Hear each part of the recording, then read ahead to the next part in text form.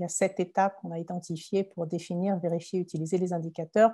La première, c'est d'ajuster la chaîne de résultats, en fait, d'élaborer, reconstruire cette logique d'intervention. Si la logique d'intervention n'est pas solide, si elle est confuse, avec plusieurs résultats mélangés, surtout sur plusieurs niveaux dans le même, ça va être très compliqué de développer des indicateurs pertinents. Donc déjà, la première étape, c'est d'être sûr que vous avez une logique d'intervention qui est solide, avec des résultats bien définis. Après, la deuxième, c'est d'exprimer le changement. Donc, il va falloir identifier, sélectionner des indicateurs qui vont vous permettre de mesurer ce changement que vous avez défini dans la logique d'intervention. Troisième étape, c'est d'identifier des sources. Donc, assurer qu'on a des sources de données fiables. Parce que si vous avez défini des indicateurs qui sont très pertinents pour mesurer le changement, mais qu'il n'existe pas de sources de données auxquelles on puisse accéder facilement ou qui n'existent pas du tout, en fait, et ça coûterait très cher de les créer, etc. S'il n'y en a pas, bon, il faut changer d'indicateur dans tous les cas, il faut s'arrêter là et puis revoir un petit peu ce qu'on a identifié comme indicateur.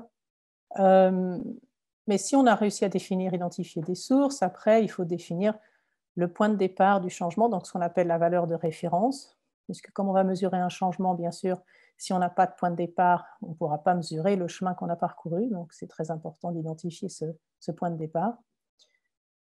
Après, on identifie les valeurs cibles, donc par contre, où on veut arriver, la portée du changement qu'on veut définir.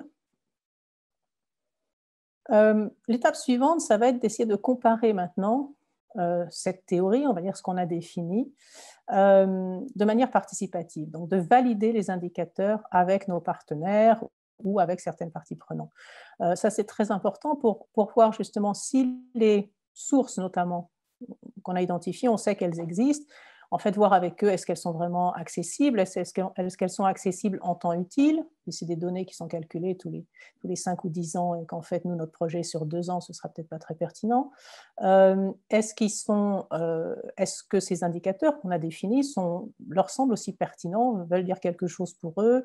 Est-ce que les valeurs cibles qu'on a définies leur semblent réalistes, enfin, etc., quoi. Et enfin, la dernière étape, ça va être de définir des modalités pour le système de suivi et d'évaluation. Alors pareil, avec les partenaires, voir qui va être responsable de collecter quelles données, etc., et de suivre et de faire le rapport, d'inscrire après dans les systèmes ces différentes données. Donc le système de collecte et de rapport des données.